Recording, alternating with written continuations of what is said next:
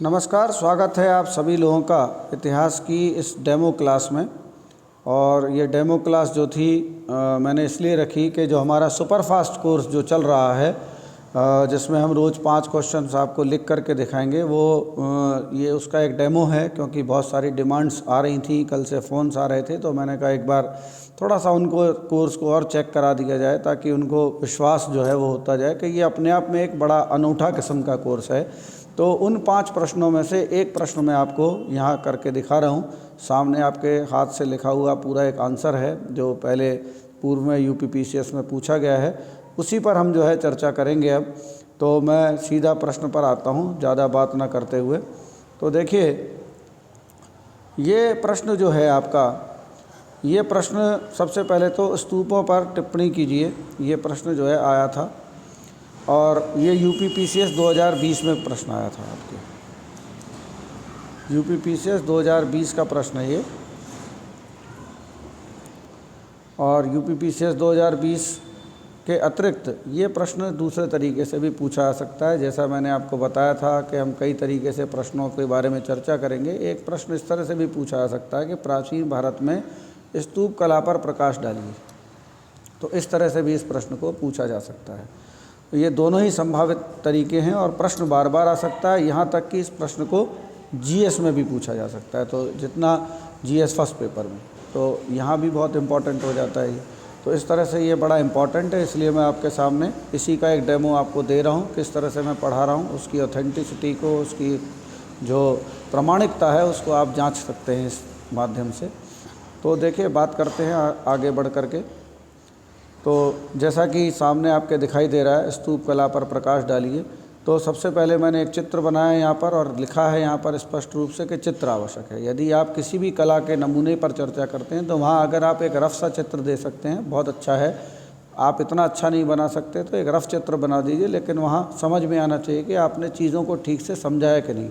अब इसके जो पार्ट्स हैं उसको मैं बारी बारी से डिस्कस करूँगा, जो है जब हम स्तूप के ऊपर चर्चा करेंगे। तो देखिए, सारी चीज़ों को एक एक से मैंने समझाया है। देखिए, पहला शब्द ही भूमिका के रूप में जो लेंगे तो हम लेंगे स्तूप शब्द का संस्कृत अर्थ टीला होता है।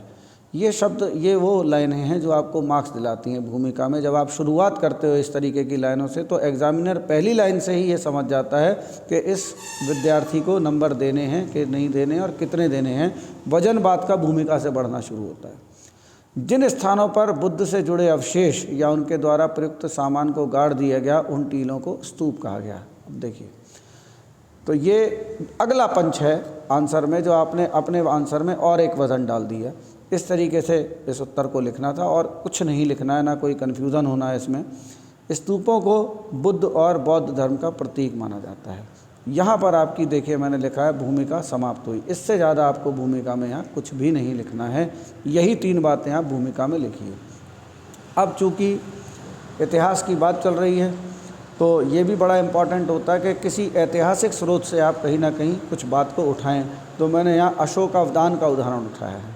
बौद्ध ग्रंथ है अशोकावदान, और बताता है अशोकावदान कि अशोकावदान से ज्ञात होता है कि अशोक ने बुद्ध के अवशेषों का पुनर्वितरण करके, मतलब अशोक ने क्या किया था, फिर से जो बांटे गए थे बुद्ध के अवशेष को कुछ भागों में बांट लिया गया था। उस समय के जो वहाँ के जो उनके अनुयायी लोग थे अलग अलग महाजनपदों के, उन्होंने बांट लिया था। मल्ल थे और आपके मगध था, तो ये सब इन लोगों ने बांट लिया था आपस में। तो अशोक ने उनको दोबारा निकलवाया और फिर से महत्वपूर्ण पुनर्वितरण करवा के महत्वपूर्ण नगरों में फिर से दोबारा से स्तूपों का निर्माण कराया। आपकी जानकारी के लिए बता दूं, ये जानकारी लगती है कि अशोक ने 84,000 स्तूपों का निर्माण करवाया था। लेकिन यहाँ ऐसा लिखने की कोई बहुत ज़रूरत है नहीं है, ठीक है ना। लिख देते हैं तो ठीक है, नहीं तो कोई बात नहीं।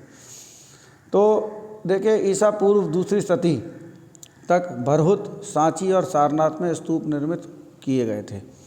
तो अशोक के बाद ये स्तूप निर्माण का ये चलता रहा और हमने मार्क्स लेने के लिए 3 जगहों का विशेष रूप से उल्लेख कर दिया है उस समय ईसा की 2री सदी के। अब इसके बाद हम आएंगे सीधा स्तूप की संरचना पर कि भाई स्तूप की संरचना अगर कला पर बात की जाए तो फिर उन पे क्या कहते हो। देखिए क्या है कि जैसे हमने कहा कि स्तूप एक गोलार्ध मिट्टी का टीला होता है जिसे अंड कहते हैं। तो सबसे पहले वापस हम चलेंगे ऊपर की तरफ और देखेंगे, ये देख रहे हैं आप या ये अर्ध गोलाकार टीला है, इसी को देखिए मैंने बताया कि इसको हम अंड कहते हैं। तो पहली बात यहाँ से आई हमारी। इसके बाद देखेंगे दूसरी बात, यहीं से आपको देखिए मार्क्स फिर और मिलना शुरू होंगे, क्योंकि अब आप मेन बॉडी के हिस्से में पहुँच चुके हैं। अंड के ऊपर एक हर्मिका होती है। यह छज्जे जैसा ढांचा देवताओं के घर का प्रतीक है। तो फिर से हम ऊपर चल के देखेंगे अपने उत्तर में और देखेंगे कि हर्मिका कहाँ पर है। तो देखिए ये वाला जो पोर्शन बना हुआ है ये हर्मिका है, और ऐसा माना जाता है कि यहाँ पर देवताओं का निवास होता है।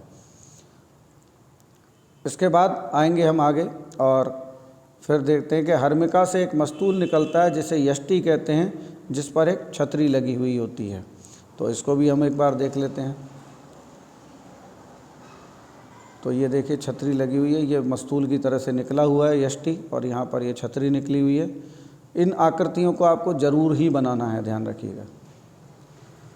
इसके बाद फिर वो बोलते हैं कि टीले के चारों तरफ एक वेदिका होती है, ये पत्थर या बांस की बनाई जाती थी।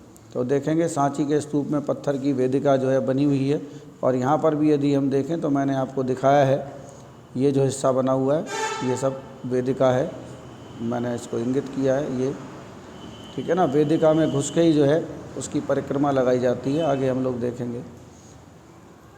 स्तूप के चारों तरफ नक्काशी किए हुए तोरण द्वार हैं। तो इम्पॉर्टेंट दूसरी चीज़ क्या हुई, तोरण द्वार। तो तोरण द्वार क्या है, देखिए ये तोरण द्वार दिखाया गया है। सांची के स्तूप में चारों तरफ तोरण द्वार, इस तरफ उस तरफ और सभी चारों दिशाओं में तोरण द्वार लगे हुए हैं। मैंने अलग से उसको बना करके बताया, देखेंगे तो मध्य प्रदेश के एक प्रतीक के रूप में इसको दिखाया जाता है। सांची में इस तरह का बना हुआ है।